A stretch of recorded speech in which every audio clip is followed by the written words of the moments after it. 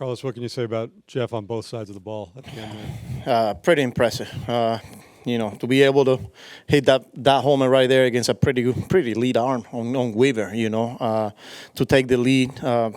You got to give credit to Pete Alonso getting on base there after getting a 3-1, ball that was, it looked a ball from the dugout, and for him to lay off that changeup, I think it was to get on base and give Jeff a chance, and then for him to just staying in there, controlling the strike zone, getting on a hitter's count, and finally getting a pitch for him to drive it, and then that play in the ninth, that ball gets through, it's a completely different inning. So, really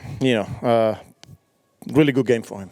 Obviously, a play like that defensively in the ninth, no matter who's coming up, would make a huge difference. But knowing that one runner on means that Judge comes to the plate, just how much more of a magnitude important. Yeah, not only that, because yes, he's one batter closer to the big boy there, but just some potential move too. If they pinch hit or not, it forces me to bring a lefty who was ready there, but then you have to make some tough decisions there.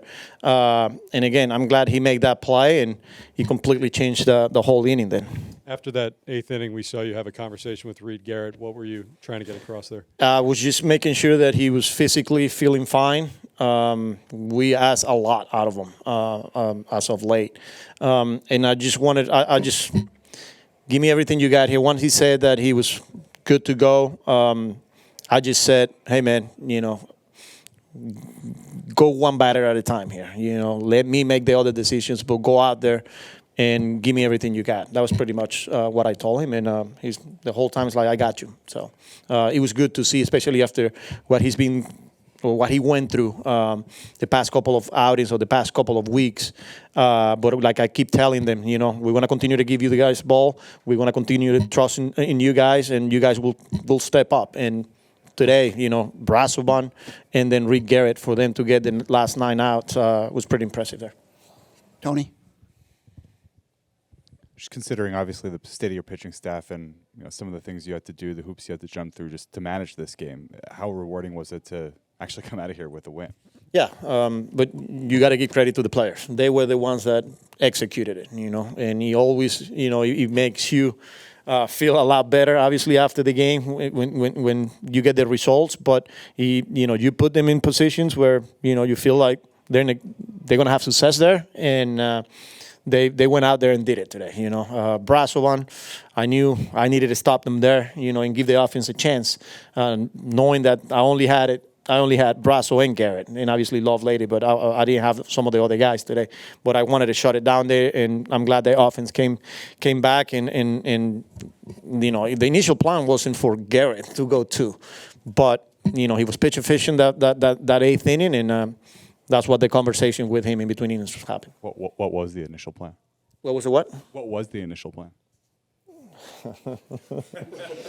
I guess you let the game dictate, and you had guys ready, and then you adjust. Mike? Did you consider at all using Brazoban as the opener, and what went into that equation? We did, but then you shoot him in the first inning. You're down to, I didn't have many leverage guys to finish the game there. So we went back and forth. It was a discussion, and then we thought it was best to go just straight with Hageman. And I'm glad that we kept it that way because Brazoban was available for later in the game. And if Garrett had told you that he wasn't good to go that second inning, what direction would you? I'm glad I didn't have to make that decision. But Lovelady was the one that was warming up there, right? So, Laura?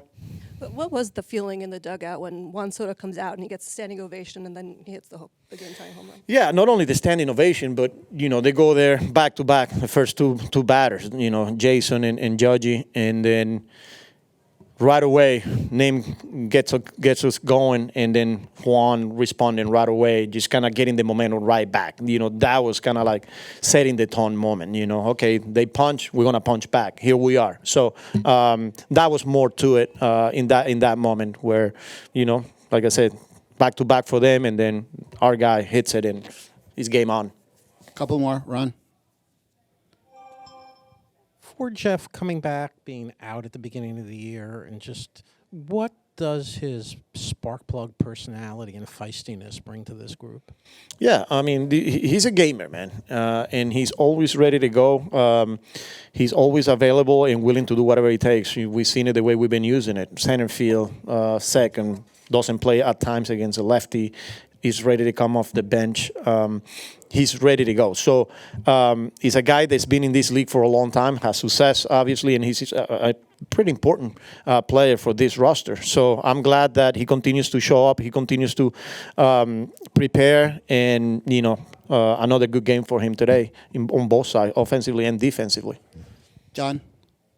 I know it's Positive, John. Yes, positive. I know. I really got you with that one before. I know it's intense for you, the whole game, but can you appreciate the entertainment of this game with all the home runs, the great defensive play at the end, and everything else? 100%. You appreciate the show, from both teams. From the very first at bat of the game, Jason goes out there and goes the other way, and then Judgy back to back, and like I said, and then on that first inning, Soto for him to punch back, and you just. Inning after inning, there's something really special happening, whether it's, a pitch, a pitcher, and a bat, a play. There was traffic, there was runners on base, the bullpen management. So it's just, it's what you expect out of games like this, Subway Series, pack house, fan base, intense, going after each other. I'm glad we got the job done today. Good answer. I hope that question was better. Joel? What does it mean for you and your team to have a locked-in Soto? It's pretty special, because every time he's at the plate, you feel good about your chances. And when we got guys that are getting on base and, we're turning the lineup over and getting him at the plate as many times, when he's going like that, it's a pretty special feeling. We kind of like, let's keep the line moving. Let's get him up at the plate. And just with how easy he's doing it, I thought that ball of Hill today, man, that's a tough left-on-left matchup. And a guy that puts the ball in the ground a lot, Tim Hill. And for him to just hit it like that, it tells you to go the other way, that he's locked in. So pretty special hitter, special player. And it's just good to see him do that every day.